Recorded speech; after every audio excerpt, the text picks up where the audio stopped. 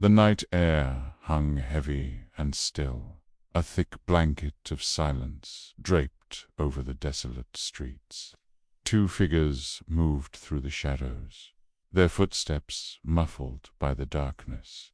They were robbers, partners in crime, prowling for their next big score. This was supposed to be the one, the job that would let them hang up their masks and leave this life behind for good. They scanned the rows of quiet houses, each one a potential jackpot, each one a risk. As they crept along, their eyes fell upon a peculiar house, almost hidden at the very end of the street. It was old, weathered, and seemed to sag under the weight of its own secrets. An old lady's house, they figured. Easy target. Without a second thought, they found a way in. The lock on the back door gave way with a soft click, and they slipped inside, their hearts pounding with a mix of adrenaline and greed. The air inside was stale, smelling of dust and something else, something faintly sweet and sickly. They expected to find jewelry, cash, maybe some heirlooms, but the house was surprisingly bare. As they moved from room to room, their flashlight beams cutting through the gloom, a growing sense of unease settled over them. This wasn't right. There was nothing here. Then they found it, tucked away in a dark corner of the kitchen. Almost blending into the wall was a door. It wasn't just any door. This one was old, made of heavy, dark wood, and it was locked tight with a heavy iron bolt. Stranger still, the surface was covered in bizarre, intricate markings, symbols they'd never seen before, scratched deep into the wood. Curiosity, or perhaps desperation, got the better of them. They had to know what was behind it. Working together, they put their shoulders into it, grunting and straining, until the old wood splintered and the bolt finally gave way. The moment the door swung open, a wave of stench hit them like a physical blow.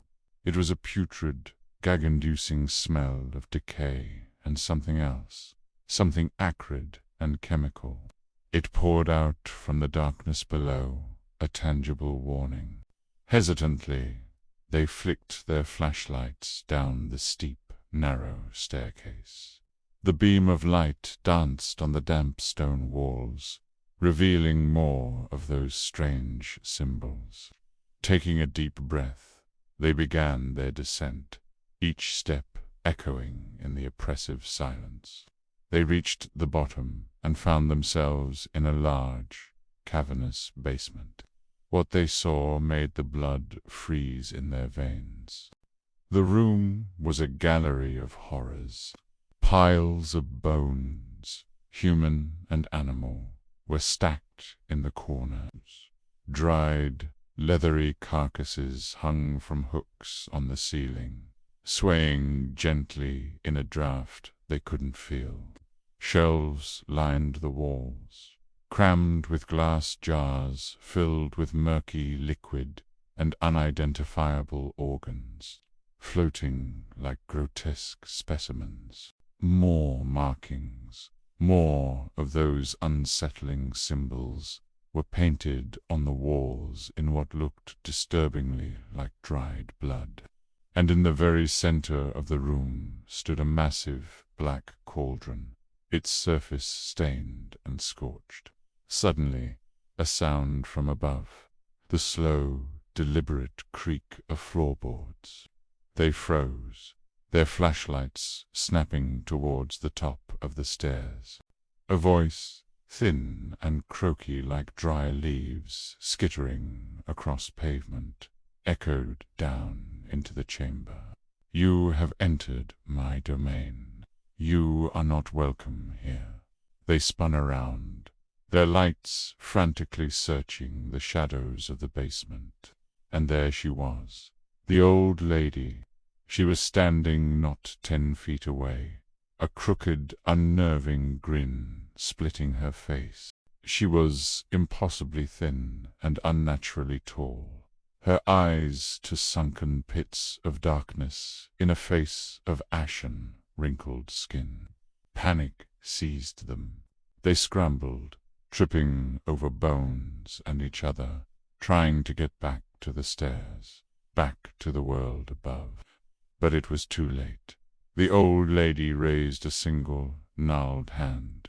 The air grew cold, and the shadows in the room seemed to deepen, to writhe and twist as if alive. They felt an invisible force slam the basement door shut, the sound booming like a death knell. The witch, for that's what she had to be, had powers they couldn't possibly comprehend. She whispered words in a language they didn't understand, and the shadows themselves rose up, forming writhing tendrils that wrapped around their ankles, their wrists, their throats, dragging them down. They screamed until their lungs burned, but their voices were swallowed by the darkness, drowned out by the old lady's high-pitched, triumphant cackles that filled the cursed room. They were trapped. Days bled into weeks in that subterranean prison. The witch would descend the stairs, her eerie grin never leaving her face, bringing them scraps of food and foul-tasting water, just enough to keep them alive. She would talk to them, her voice a constant, horrifying rasp, telling them of her long life, of her dark arts, of the others who had stumbled into her home. One day she stood before them, and her form began to shift. The frail old lady disguise melted away, revealing her true self. Her skin tightened, her eyes glowed with a malevolent red light, and her smile stretched into a terrifying, predatory sneer. She was an ancient evil thing, and she was hungry. With a wave of her hands, the piles of bones around the room, the remains of her past victims, crumbled instantly into fine grey dust that swirled in the air. She looked at the two robbers, her prisoners, her newest acquisitions, with a look of pure, insatiable hunger. "Welcome to your new life," she hissed, her voice now a chorus of whispering echoes. "You will serve me well." And just like that, the robbers were never seen again. Above ground, their families searched. Police filed reports, but no trace was ever found. They had simply vanished. They became just another story, another unsolved disappearance. But down in the basement, they had become another set of bones, their life essence drained to feed the ancient evil. The old lady's house remained, standing silent and dark at the end of the street, a permanent scar on the neighborhood.